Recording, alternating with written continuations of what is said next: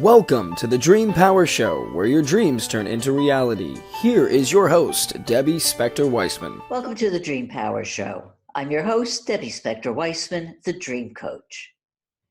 We talk on this show about living your dream life, and the goal is to discover what lights you up and how to transform that into a life that enables you to thrive. But for a lot of us, that's really hard to do now that we're in the midst of this pandemic. The rules have changed. Everything we've taken for granted has been turned upside down. We literally have to stay in our homes, avoid human contact, and take whatever measures we can to stay safe. Those are the negatives of our new reality. The truth is, we're facing a crisis none of us have seen before in our lifetimes. We may feel helpless, but we do have a choice. We can choose to see ourselves as victims and hide away until it passes, or we can look at it actually as a time to thrive. If you've listened to any of my recent shows, you've heard me speak about my experience of having my own personal dark night of the soul. And now I realized I could wallow in it or make the choice to turn it on its head and see it instead as the dawn of a new creation. Well, you know what? We can all do this. It's not easy, but we can, especially if we can turn to experts to help us. And that's why I'm happy to call on the wisdom of my guest, Marsh Engel. Marsh is an entrepreneur, coach, and author, and has dedicated her life to helping women untap their potentials, liberate their power of their creativity, and create success in their lives. She's the best-selling author of The Sacred Agreements and the Amazing Women Legacy series. Welcome to the Dream Power Show, Marsh. Thank you so much. Thrilled to be here with you. Thank you. Great. Marsh, how do we all get through this? Gosh, I think that the theme of your show, dreams, is the perfect conversation that we have, because I think many times we forget how very powerful we are at creators, and that our dream at night and our dream during the day can merge very powerfully to create big shifts in our life.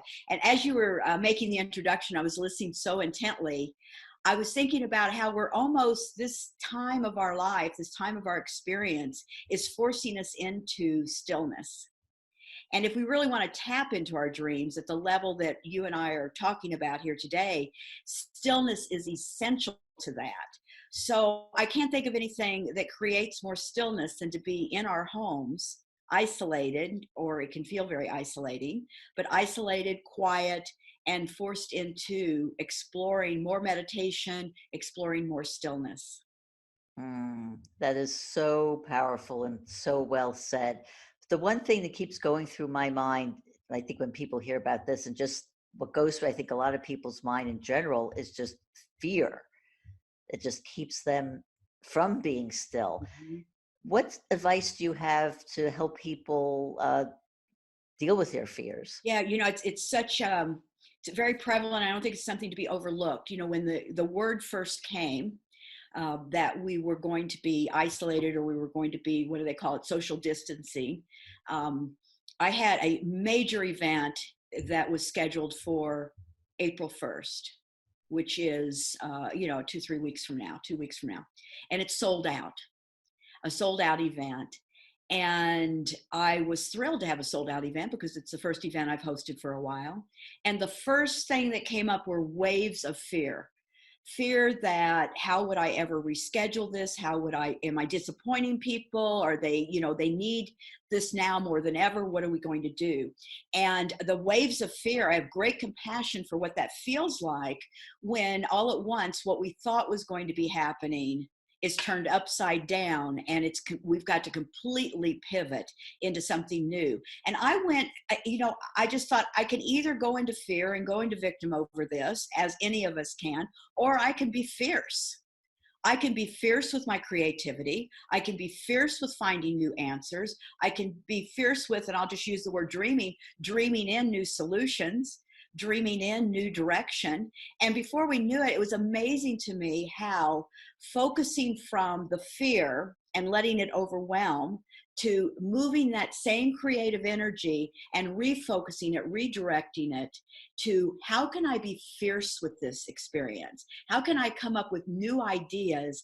And before we knew it, literally within hours, we had a virtual summit scheduled and all of the staffing and all of the team in place to do a virtual summit, which I've never done before. So I was walking completely into the unknown, but the team came together around it. Now, what happened when I went from fear-based thinking or dreaming to fierce-based dreaming or thinking, and my focus shifted, is that I opened up to the positives that were coming from moving from a live event to a virtual event. So the numbers that we could reach, the number of people we could bring together, the ways that we could creatively engage a larger community, all of the goodness that's coming from that shift that was kind of a forced shift, but something very good is coming from it. So I think that the question is, how can we move through this and what can we do? I think the first thing we have to do is take very conscious control of the point of our focus. Am I being consumed in worry and self-doubt, doubt for my future and fear? Or can I look at this current moment where I'm standing right now and what I do have control over? And how can I look at my current situation and begin to shift it in the direction of real fierce power? That is so true. And, when you're talking, I kept thinking of that old cliche, making lemons out of lemonade. Yes. And the idea is that when you can shift your mind off of the negative and start thinking about the positive, all kinds of creative solutions to problems come up. I was reading the other day, I don't know how true this is, but maybe it's just an example, if not the actual truth, is that during one of the plagues in London, during Shakespeare's lives, that's when he wrote King Lear, when he was forced to be confined in a space, and he came up with King Lear. So you do have the opportunity to create miracles if you get out of that fear-based attitude. I love that understanding, because the truth is that creativity flourishes when we're still.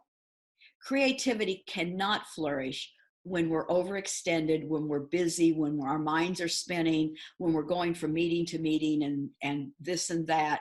Our creativity cannot flourish. It can't find a footing. It can't find grounding. So when we're truly in our highest creative state, it's actually what we're doing right now. We're starting to isolate a little bit more, find that stillness, give ourselves time to go through, if there is fear coming up, walk through that, clear the path to where new clarity can begin to come from the other side of that. And I love that. I think the ideas happen. I don't talk often about this, but I had spine surgery. I don't even know if you knew this or not, but I had spine surgery. And spine surgery, for anyone that's had it, knows you are in a forced stillness. You cannot go out a lot. You have to stay in. You really don't, for the most part. I did not feel like entertaining a lot of conversation or having a lot of people in. I had my fair share of visitors, but it was really a time for me to recalibrate my creativity, recalibrate the direction that I wish to go in, recalibrate the new ideas that I hadn't acted upon yet, that were sitting on my shelf that maybe I'd put over on the side. I think it's about recalibrating how I connected with the deeper level of my own creativity and how I wish to bring that out into the world, knowing that spine surgery, the length of that, my recovery was about a year. Recovering of that and knowing that recovery was going to be coming to an end, how did I want to step back out into the world? How did I want to create something new and fresh and dynamic and show up as more of a fuller expression of what and who and how I'd like my life to look?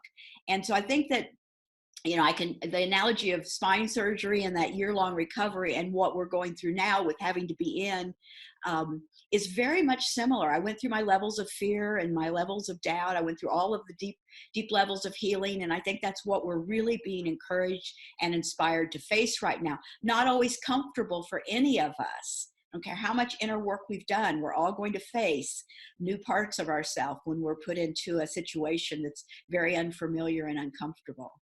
Oh yeah, I mean, I don't think anybody is perfect or has the perfect solution to everything. We're all works in progress. I mean, just Always. going.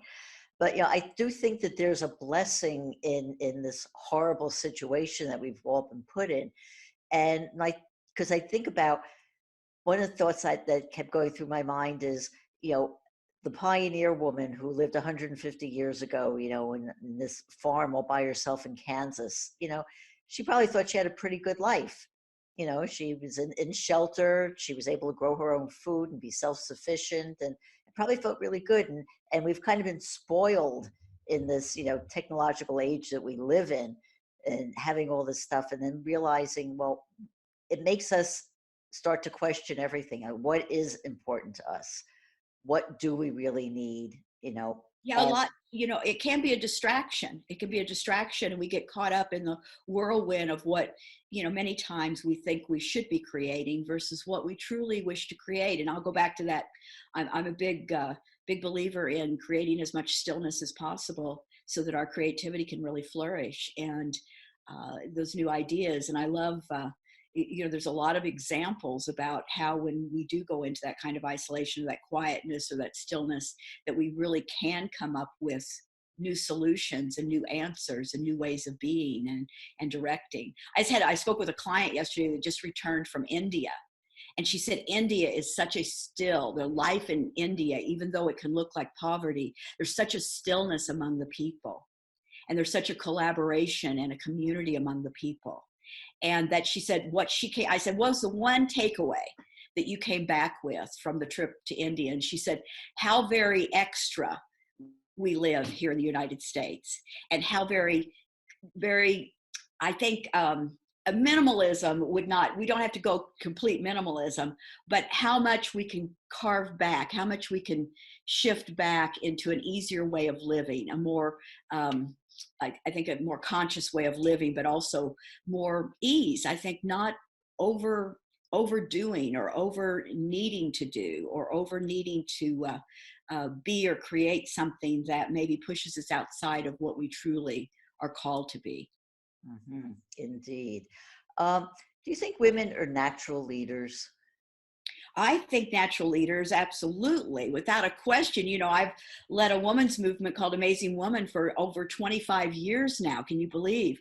Back in, the early days of that movement, women did not see themselves as leaders. Even as short a time as 10 years ago, women, when I would use the word leadership, and I use the word feminine leadership. And, a lot of what I speak about in my writing is how when I first put the word feminine next to leadership and the pushback that I got from that, it's like, wait, we can't be feminine and leaders. And I'm like, well, we most certainly can. It's actually our most powerful track of being leaders. And that's to tap into that unconscious, to tap into our abilities to bring forth creativity through our intuitive callings, and to really stand true to finding those new answers that we're capable of bringing forth because of our vast creative abilities. And as women, I could speak for eons about this, because I'm such a believer that we as women are only just getting started, just now.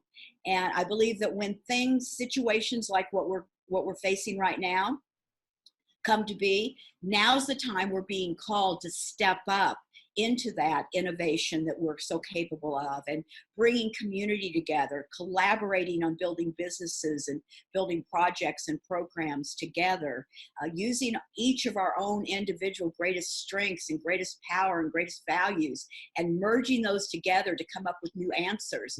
I'm such a believer that, you asked the question that would really trigger my enthusiasm, because I think that what I see in the future for women is so vast and so beautiful and so powerful and so dynamic that that's why I say we're only just now getting started. Well, for a long time, I think women were made to feel small, and it's taken a lot of effort and a lot of pain, Yes. and a lot of growth to get past that. And we're still, you know what, the truth is we're still there. We're still digging deep. It runs deep in our DNA and in our consciousness. So what we have to do is we really have to make a dynamic shift in our awareness and redefine what it is to be feminine and what it is to be a leader, what it is to be successful, what it is to be trusting of ourselves and one another. We really have to go into a complete redefinition. So you're absolutely right. We were, that sense of being small or being incapable or being not worthy. All of these are painful thoughts for me. To imagine that any of us as women, any of us, including myself, would ever feel that about ourselves. But the truth is, it was very much in our culture, very much alive, and we bought into that. We believed that. At one point or another, we said, yeah, that's just the way it is. And, I'm saying, hey, let's shake things up. Let's be a little bit of a rebel, maybe a lot of a rebel within ourselves, not pushing back to the outer world, but within ourselves, and say, I'm no longer going to buy into the belief that says I'm anything other than incredibly creative and innovative, incredibly dynamic, incredibly insightful. And indeed, I am leading my life from the most powerful place I can, being the example of how others can lead if they choose to do so, and taking that with the highest sense of sacredness, I would say. Yeah, one of the things one of the qualities that you would need to be a leader is self-confidence. And how does somebody instill self-confidence in themselves? Boy, I think there's two ways. I used to believe that self-confidence was gained through the action of doing. But now I think it's also through the reflection. We could call this esteem, but I believe confidence also, there's an inner confidence that we can ignite within us. And that's remembering those times that we did face challenges and we did break through. It's remembering the good ideas that we did have or that we do have and begin to infuse them with a self-trust. I think it's about standing true to what we know we're capable of, and then having the courage to be able to act upon that. And through that, I believe confidence then becomes birthed. I really was a believer that said, go do it. And then through the doing, you're going to gain the confidence. I think it's about nurturing that inner leader within us that says you're much, much, much more capable perhaps than what you've imagined. And let's point our focus in the direction of really where your gifts are, your talents are, your power is, your ability to innovate is, your good ideas that maybe you've yet to act upon. Let's begin to start to infuse that with a level of trust and knowing. I will say that when we disregard, think about this for a minute. When we disregard what we're here to do, our calling, our sense of purpose, our sense of being as a reflection in the world, the ability that we have to bring forth an energetic quality that can shift a room, the level of love that we bring forth, all of these qualities that are very much feminine. But if we disregard those, that's like the ultimate insult. That's the ultimate disregard of our own life. And I think that, right now, what we need more than anything, especially on today, this conversation today, what we need to encourage more than anything is for all of us to step up and to be true to that calling, because we have no idea the difference that we can make until we start to step forward, open our voices, share our love, share our insight, share our passion, share our creativity. And it may be exactly what someone's waiting for in this moment. Marsh, one of the things that you just spoke so eloquently about leadership and women finding their power, you mentioned a word that I just want to drill down a bit on, which was courage. How do you develop the courage to burst out all those things that you may feel that you hold inside, but still have that last fear about letting go? That is such a good question. And I don't know that I've given a lot of thought about how you actually create courage, other than I would say there's a couple things that come to mind. The first one is, and I can say this so honestly, is to not overthink. And the reason I say I can say it honestly is that I am an overthinker. I've earned that title well of overthinking. And I found that if there's any one thing that will stop me cold or stop any of my clients that I coach cold in their tracks is to overthink and over decide or revisit decisions over and over and over again. And that really halts our creativity. And when we halt our creativity, it's really, the outpicturing is a lack of courage. I have a lack of courage to move forward because I'm not feeling an attunement or an alignment to my creativity. I'm not feeling free in it. So I think the number one thing I say is that we've got to find a way. We must find a way to pause the overthinking. Get very, very clear on what the intention is that you're wishing to create. All of my, my actions, all of the, I was going to say inventions, their creativity put into form. So the books that I've written, all of the ideas that have taken shape as events, or I used to do conversations with amazing women that I was lucky that you were able to attend many times. All of the programs that have been developed, the movement that was developed, all of that came from a very, very clear intention. Even we just have a bestseller that's out that just released, I guess it was 2 weeks ago, called Lead, Amazing Woman Lead. The intention was place this book into the hands of as many women as possible. And we all, the group that came together for that book, we all held that common thread of intention. So I think it's very important. Courage stems from being very clear and very connected with your intention. The other thing that comes to mind is, why am I doing this? Why am I doing this? When I know why I'm doing something, which is very related to intention, but the why that I'm doing something, if I stay true to that, even if a wave of rejection comes to me, if I can stay true to my why, it doesn't distract me. It doesn't discourage me because I know why I'm doing what I'm doing. So all of these actions that I think, or mindsets that I'm describing, I think those are excellent for giving birth to levels of courage. I don't know that courage is our natural state. Maybe it is. I think it's not. I think that overthinking, I think that self-doubt, I think that we've been taught to not trust. There's all kinds of things that merge together to give us that sense of lack of courage. When we can wade through all of that, no longer be the believer of that dream, create the new dream that we're dreaming, which is someone that's very capable, has great value to offer, very clear in their intention, very clear in the why that motivates them forward to take action, and to push a pause button of overthinking and rethinking or redefining over and over and over again. And when we can do those things, courage is right on the other side of it. And I'm reminded of, in dream work, when, it helps somebody understand their dream, I say, well, the dream, it's nice to know what the dream means, but it doesn't mean anything unless you take action on what you've learned from the dream.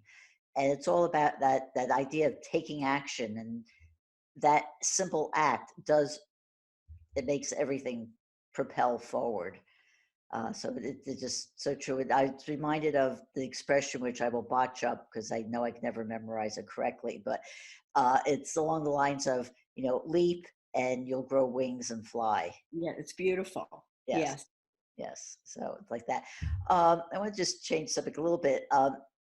Because you talked a lot about creativity, and usually when we talk about the word creative, we apply it to people like writers and musicians and artists and people like that. But we are all creative beings, aren't we? Every thought we have, with every word we express, I think with every action that we take, we're creating.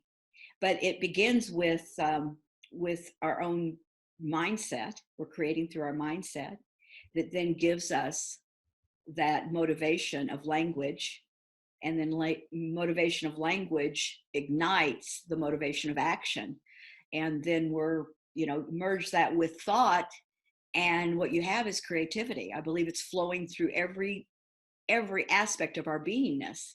So many times, I know you're exactly right. Many times people think when they hear the word creativity, they think of a beautiful painting, or they think of a beautiful book that's been written, or they think of I don't know, any myriad of things. Dance could be considered creativity, all of the different expressions of creativity. But I think what we overlook and we forget most often is that we're all creative beings. And when we start to look at how powerful we are as being a creator, how very powerful we are at putting our energy into action, how very powerful we are at dreaming the way we really truly wish our life to look, and then act upon those ideas, and that we're creating all the time. So there's maybe it's an overlooked value that we all carry, but I believe it's the merging of the thought, the words, and the actions that give us our creativity. Your book, The Sacred Agreements, one of the agreements you talk about, I think it may even be one of the first ones, is the idea of spontaneity. What do you mean by spontaneity? Oh, spontaneity. Well, that's a perfect one to bring up, because spontaneity for me it's not a natural instinct for me. I had to learn it. And the reason I write about it often and speak about it often is because I believe we're a culture of overthinking, and we're a culture of self-doubt. If we begin to look at, can you imagine that if we're living from a place of intention, which means that we're drawing to us opportunities, connections, the people, we're drawing to us the new ideas, the new answers. If we believe in working from a place of intention, and we know that we're drawing to us these answers, our job becomes being spontaneous and responding without overthinking it. Does it make sense? Yeah. So it's that, okay, so we're working from this place of intention. We're drawing to us the answers that will allow us to create the vision that we're holding. But if somebody knocks at the door and we're not willing to answer it or open the door, or if a solution comes to us and we're overthinking it, and we're infusing it with self-doubt or doubt in how could it be that easy? And sometimes it is seriously that easy. You hold a clear intention that you're in complete alignment with, the doors open, the answers come, the solutions reveal, and our job is to be spontaneous, to allow ourselves to receive it. So what do we need when we're spontaneous? We need to be receptive to the ease of that experience. We need to be receptive, mindful, very present to what's coming to us, allowing ourselves to know that we're such powerful creators that we're drawing to us all the time golden opportunities. I can remember, you'll love this. I was in San Diego, living in San Diego at the time, and I was just beginning to be the dream of being an author. And I was living in San Diego. I was sitting at my office, at my desk, and I got this insight to get up and go to the movies. And I'm in the throes of my work. And here I am, like, wait, how could I possibly be called to go to the movies? I'm in the middle of my work day. Go to the movies. I thought, okay, I'm going to get up and I'll go to the movies. Got in the car, drove to the movie theater, big long line of people waiting in line. Don't even remember what the movie was. But what I do remember is I stood next to a woman in line, and she said, I just have to ask you, what is it that you do? And I was presence of mind to say, I'm writing a book right now. I'm an author, or I'm dreaming to become an author, and I'm writing my book. And she said, the reason I ask you is because I'm a publishing agent, and I'd be very interested in meeting with you in the work that you're doing. So for me to overthink getting up from my desk, which made no sense to go to the movies in the middle of the day, but do you see where I was being drawn to, or her energy was drawing me to her so that we could connect? She did not end up being my agent, but she gave me great, great mentoring and great advice.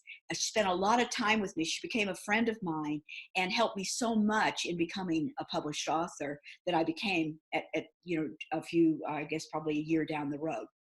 So I think that spontaneity is such a powerful tool for us in our creativity that we many times, things come to us and we just forget that they're there. We just overlook them, or we somehow infuse it with a doubt. Marsh, for my final question with you, how do people find out more about you and about your work? Thank you. There's two different ways. You can go to AmazingWomanNation.com.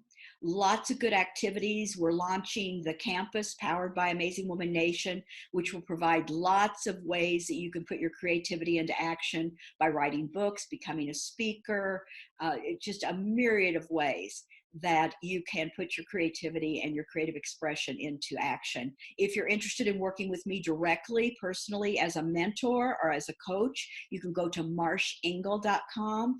And I work very closely. I have a strong background in branding and in marketing, merged with a deep, deep, deep respect for your individual creativity and ability to connect with that and help you see it more clearly. We've been speaking with coach, author, and entrepreneur Marsh Engel. We'll be right back with our next guest. Why does it always seem that it comes down to the mothers to provide the guidance and healing in our lives? Well, of course, we mothers are there from the beginning, from breathing life into our infants to raising them to be healthy and productive adults. But who's there to mother the mothers? How do they get help and support when it's needed? How do they maintain their own sense of self when their time is being spent taking care of others?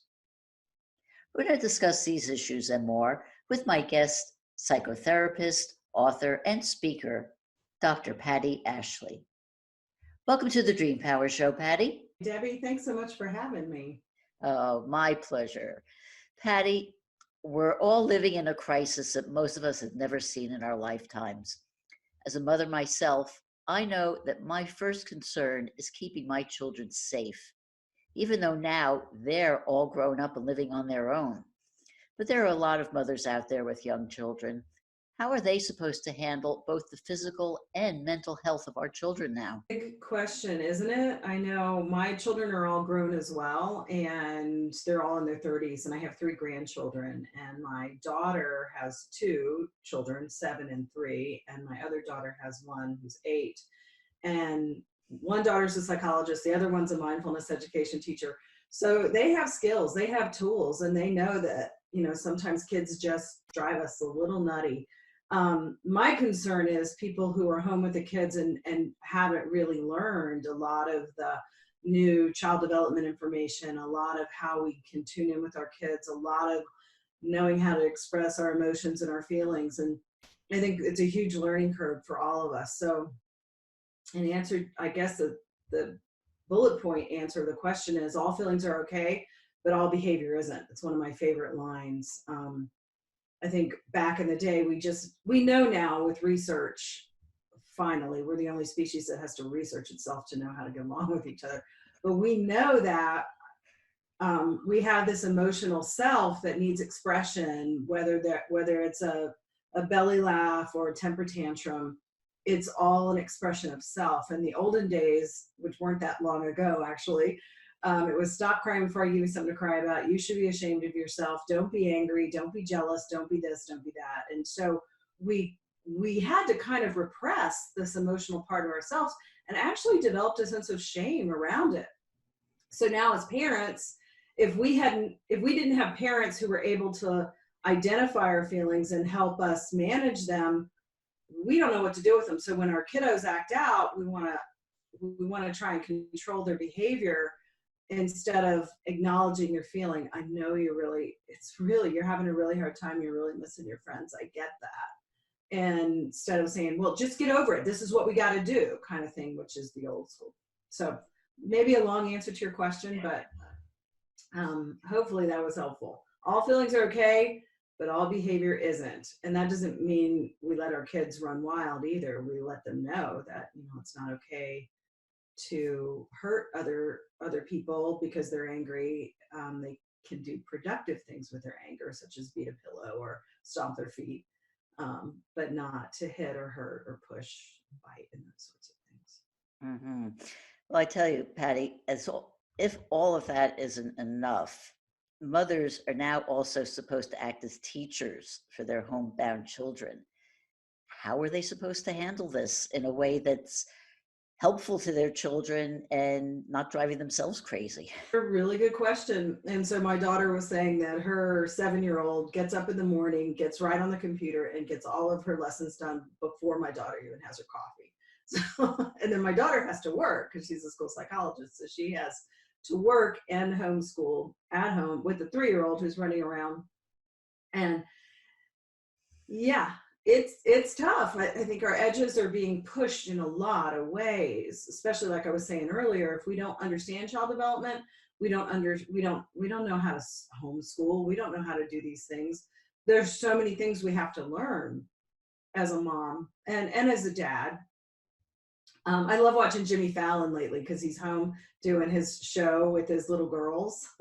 It's so cute. I don't know if you've seen it or not, but it's just precious. So they're like climbing on his shoulders and putting Play-Doh on his nose, and he's letting them kind of be part of the show. And so I guess in answer to your question, I feel like schools in general have been too focused on academics anyway. This whole idea of achieving and ABCs and 1, 2, 3s and getting into Ivy League schools, I don't think really supports our social emotional development. So we get to be home and interact with our kids. So we start with the social emotional development, like I was saying earlier, all feelings are okay, but all behavior isn't. And, you know, one of my clients yesterday was saying, cooking with our kiddos is learning. I have a background in early childhood education and special education, and that's what we call whole language, which I think is the most effective form of education anyway. So we're doing real life and our kids are learning. So I think we can't get so wound up in the modules, in the school modules. We'll figure all that, parents will figure all that out because it's new, we're all learning it. I think being able to realize that kids are learning by being in relationship with you. And we're all learning how to do relationship in a different way. So to me, I think that there's so much more important, that's just my bias. There's a much important learning in being together in relationship with each other. So the schoolwork, we'll figure it all out, you know. Yeah. Well, you know, sometimes people say, you know, they ask a question that they really want to know the answer to, but they don't want you to let you know that it's for themselves. So they say, I'm asking for a friend. So I'm asking for a friend, but it's actually for me because I've got 2 grandchildren, and one of them he's 6 years old, and he's been pretty good about, you know, doing this homeschool that my daughter set up for him. You know, he's got a packet of work to do from the teacher. He's in kindergarten, so it's, you know, just it's sheets to do and activities, and he likes it because he liked going to school. He liked being in kindergarten. My 3.5-year-old granddaughter, who was in preschool, is just she doesn't want to sit down and do anything. I mean, she won't, except maybe do Play-Doh. So is it okay for her to spend all day playing Play-Doh? Well, in my version of that waking dream, yes. Because my projection is that's so important. I mean, 3-year-olds, yeah, I have a lot of my own personal beliefs about this. I don't think we want to push kids into anything. Kids intrinsically are wired to learn. So we have to provide a safe environment. And if Play-Doh feels safe right now, not going to miss anything in terms of academic development. It's yeah. Eventually, did you say it was a he, boy? My 3-year-old's a girl. Oh, girl, sorry. She's gonna get tired of the Play-Doh, honestly. So, yeah, I feel like let kids evolve on their own pace. They're curious.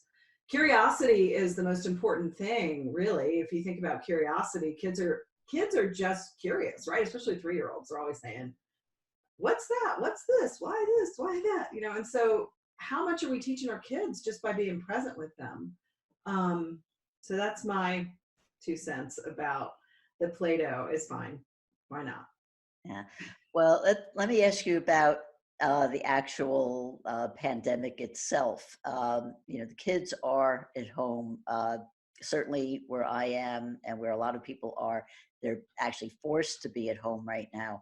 How much do you tell children about the realities of what's going on out there? Well, up until the age of 7 and 8, we know that kids' brains don't work the same way as grown-up brains. They can't tell fantasy from reality, which is why they believe in Santa Claus and the Easter Bunny and the Tooth Fairy and that sort of thing. So we have to understand that kids under 7 or 8, it's just another day, and they don't really understand. So we don't want to give them too much information, but we want to give them enough information. So I did ask my daughter that. I said, what are you telling Olivia? And she said, well, we're saying that it's like there's a really bad cold, like when people get sick, that is happening, and we're all just staying home for a while so that we don't catch it. And that's really enough. And then if they have questions, you can answer questions, because you want to give kids information, but you don't want to overload and scare them.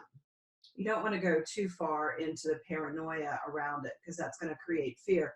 We always want to help our kiddos feel safe. And this is always the tricky part, right? When the world doesn't feel safe and we don't feel safe, how do we help our kids feel safe? But that's the most important thing that they need right now.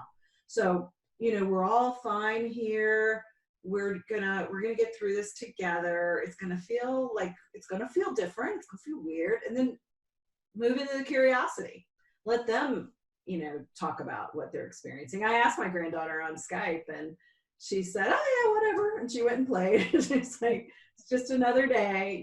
Kids are more resilient, I think, than we realize. But I do think we have to give them the facts without scaring them, and developmentally appropriate. So when you pass 7 or 8, and their brains start developing differently, and they want a little bit more concrete information, again, you can give them more concrete information. They're going to be seeing it on the internet. They're going to be seeing it on the news. They're going to be frightened by that little ball with the little spiky things in it, trying to understand.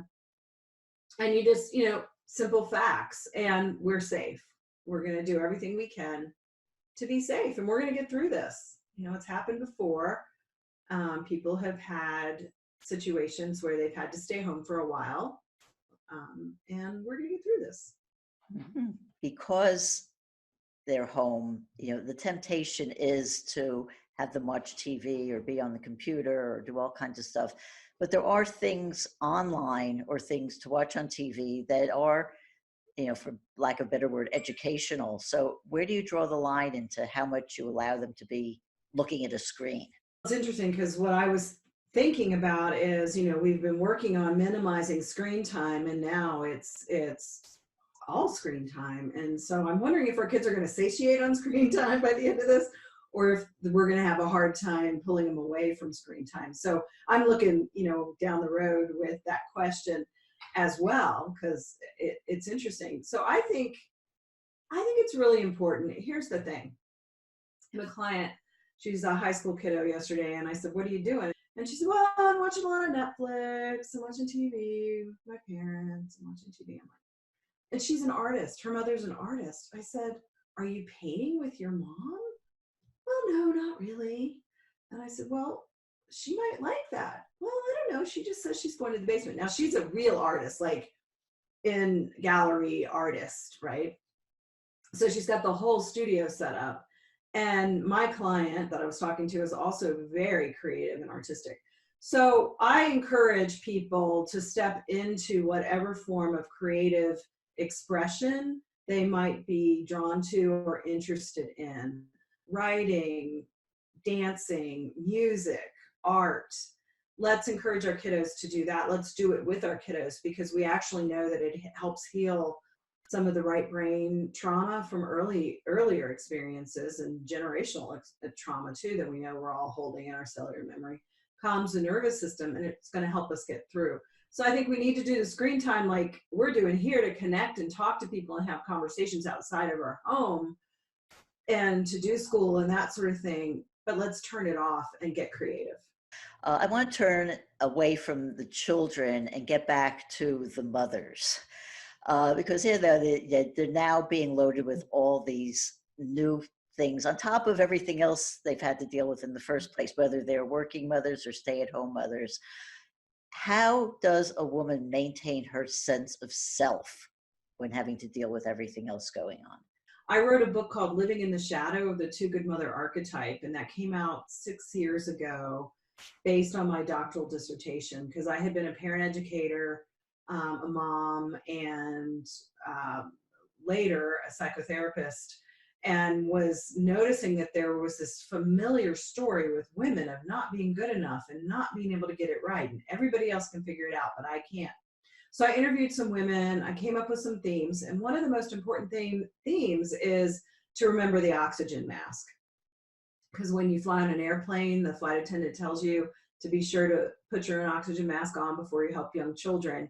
So it's a really good metaphor to keep in mind when we're feeling depleted. And I think what happens with women, because we're biologically wired to keep our baby safe, and we go into overtime. And to find support systems so that we can refuel and get on our oxygen mask, our partners can help. When we're home, the worst case scenario would be a single mom who's home with the kids and has no support at all. But when the kids are in bed, take a bath, light some candles, do something to refuel, come into some mindfulness meditation, do creative arts with your kids.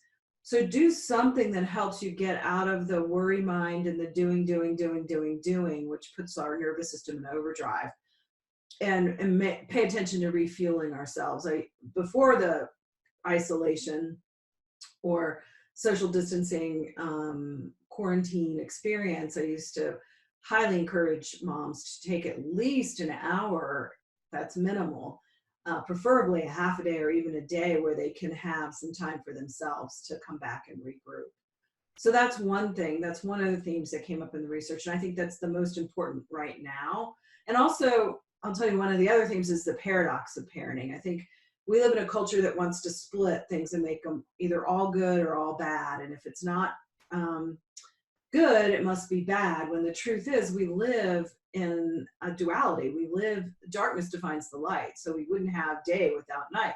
So parenting, I discovered early on, was very much a paradox of, they are so cute. I especially love the 3-year-olds. I think they're so cute. 3 and 4, my favorite age. And I was having so much fun listening to the things that they say and the way they're learning about the world. And then I would be exhausted and kind of, oh my gosh, I have to break up another fight with the 2 of them, because I have Irish twins in the middle that are 18 months apart. And so it's hard.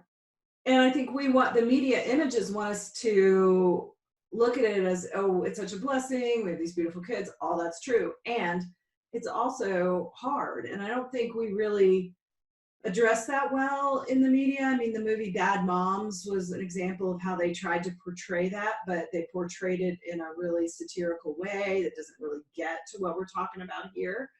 I think learning to embrace paradox is incredibly important. It's easy to say, mothers are constantly under stress, and it's easy to say that they could do things like self-medicate through alcohol and drugs. And right now I'm seeing a lot of memes on social media about the shortage of wine in times like these.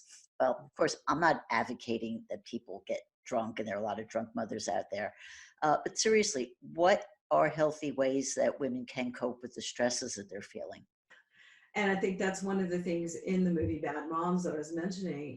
They use that as a way to cope. So they drink and they have wild parties. And, I'm not encouraging that.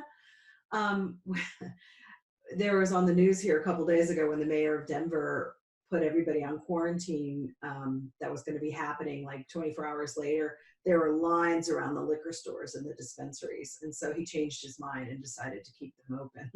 So, I mean, that just speaks to the level of how people are wanting to numb out and anesthetize some of the fear. And so it's so easy to reach for that glass of wine. And I think the thing that really hurts my heart a lot is this is what we see a lot around mothering. We'll talk when we get into the conversation about how hard it is, the paradoxes I was saying earlier, it's about, well, let's have wine. I had a publishing agent that I was talking to about publishing the first book. And he said, well, people don't want to talk about the shadow. People don't want to talk about, the darkness of parenting. I know this woman who created a website called Mommy Likes Vodka, and she doesn't even drink vodka, but it's funny. And I said, this isn't funny. This is serious. This is the shadow material of all the unconscious feelings, like I was saying earlier, that we were talked out of. Don't be sad, don't be angry. And now we're trapped in our homes with the people that we're the closest to. They're usually the ones that are the most difficult to navigate deep emotional selves and reveal our shadow. Carl Jung talked about the shadow as the repressed parts of ourselves that we fear are bad. So back to the paradox of good and bad, we are really afraid of our own shadows, but yet it's the shadow that holds the information we need to move into more wholeness. So I don't encourage drinking and smoking marijuana a lot. Maybe an occasional glass of wine is okay. But when we move into the area of I've got to have it in order to cope, then we're really not dealing with some of this material that's coming up. And this is an opportunity to reach out to people like myself and like you and other people in the helping professions. People are really showing up a lot online. I'm going to be doing a course coming up, From Fear to Love to Grace, that I'm offering. I'm doing daily mindfulness meditations. I highly recommend a mindfulness meditation. And my meditations are only 5 to 10 minutes long. If you sign up on my mailing list, you'll get them in your email box every morning. It's helping me as well. So we have to find some other tools other than alcohol and marijuana for sure. Because it's triggering so many emotions that we don't have a lot of awareness on how to deal with them. So far, we've been talking about the mothers, we've been talking about the children, but there's somebody else involved, the father. And we're assuming we're talking about, a family where the father is living in the family. How can a woman maintain a healthy sense of family in dealing with a crisis? In my research, one of the things that came up quite a few times with the moms I talked to was they couldn't do it without their partners. So you're right. A lot of times now we're in, same-sex relationships or, transgender relationships. So it's not necessarily the dad, but having that partner is so important. I know a friend of one of my clients just decided to do in vitro without a partner.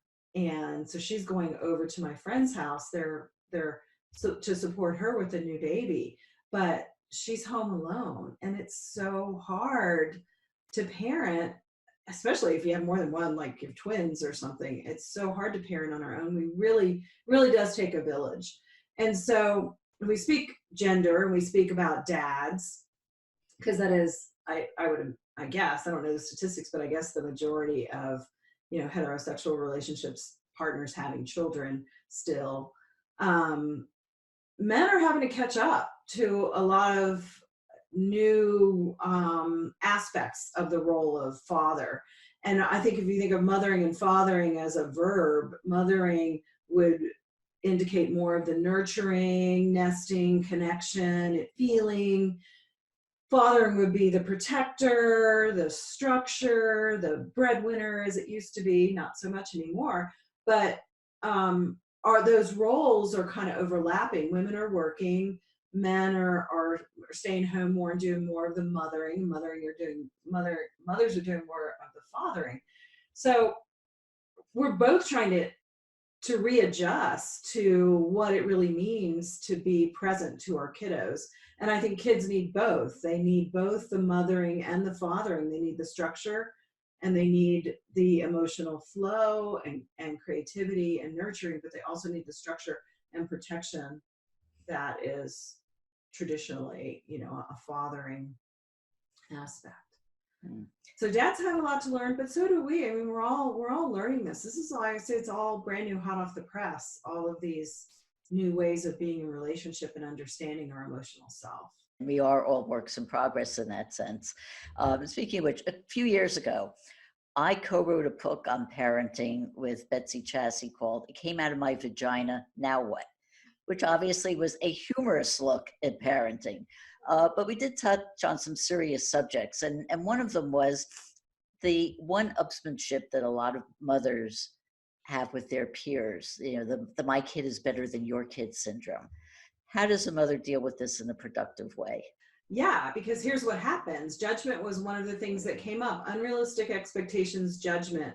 and judgment was one of the themes that seemed to occur. And basically, if you look at judgment, judging other mothers is a projection. You as a dream worker, I don't know if you do projective dream work like Jeremy Taylor, but what we see in another person is actually an aspect of ourselves. So when we look at moms judging other moms, it's their own fear of their own shadow of not being a good enough mom. We really, it's rampant out there. It used to be, and it still is, but when I was raising my kiddos in the 80s, women were just starting to go to work. So there was the big war around stay-at-home moms and working moms, and everybody wanted to judge which was better than the other. And, it's not about judging another person's experience. It's about honoring the fact that we're trying to learn how to do something in a way that it's never been done before. And we really need to come together and support each other in whatever choices we make, and recognize our own fear of not being good enough that's being projected onto someone else when we're judging how they're parenting their kiddos. Turning to another subject, one that is also very relevant today is the care and safety of our medical workers, because they are under enormous stress, because they not only have to worry about the health of their patients, but they actually have to worry about their own health, which usually isn't a factor. And I know that you counsel health workers, so what are you telling them now? Well, it's PTSD. They're on the front lines. I have a couple that I'm working with, and the man is a nurse anesthesiologist, and he was having a PTSD response because his wife wanted to give his baby some Tylenol, and he said, you're gonna kill, he didn't say he was gonna kill you, you're gonna hurt my child. And she's like, why is he reacting this way? I said, it's a PTSD response. He's in the front lines every day. It's very much like being in a war. It breaks my heart to think about, and the courage of these people who go into the places every day where this disease is rampant, and they risk their lives, very much like being on the front lines in a war. So we have to really, again, go back to the mindfulness, take care of ourselves, refuel after work, find things that help us recharge and relax. Breathe, recognize that the PTSD response is happening in the body memory, and so sometimes it's not, our frontal lobe goes offline and we don't know how to, and that's what she said about her husband doing that. She said, well, I just want him to not do that. I said, well, let's give it some time, because sometimes it's hard when we go into a PTSD response to regulate our nervous system and know that nothing bad is happening. And that's what we've learned from studying PTSD, particularly, that started after the Vietnam War, that the way people were acting once they were home was as if they were still there. And so that's the good news. Bad news is, the good news is we know that now, how that's set up neurobiologically. So it gives us kind of a chance to go, oh, okay, now I understand this. What do I do about it? And I think it's so important to every day have some sort of mindfulness practice. It doesn't have to be fancy or big. It just means I'm going to sit and I'm going to breathe, and I'm going to allow myself to feel a sense of safety in the present moment. There's apps out there, mindfulness apps you can find on your phone, and you can plug them in and listen to. And again, like I said, I'm sending them out every day to my clients, but I think we have to come back into having a moment of feeling body safety to help recharge the nervous system. How can people find out more about you and about your books and about your work? Yeah, thank you. www.pattyashley.com, and I spell my name with an I, PATTIASHLEY. You can go to my website. There's a pop-up box to sign up for my newsletter. You also get a couple handouts on anger and problem solving when you sign up. I also do individual. I'm doing, obviously, working online now. If people need support, I can do online sessions with you. We've been speaking with author and psychotherapist Dr. Patty Ashley about the powerful roles mothers play in our lives. I hope you've enjoyed today's program. Until next time, this is Debbie Spector-Weissman saying, sweet dreams, everybody.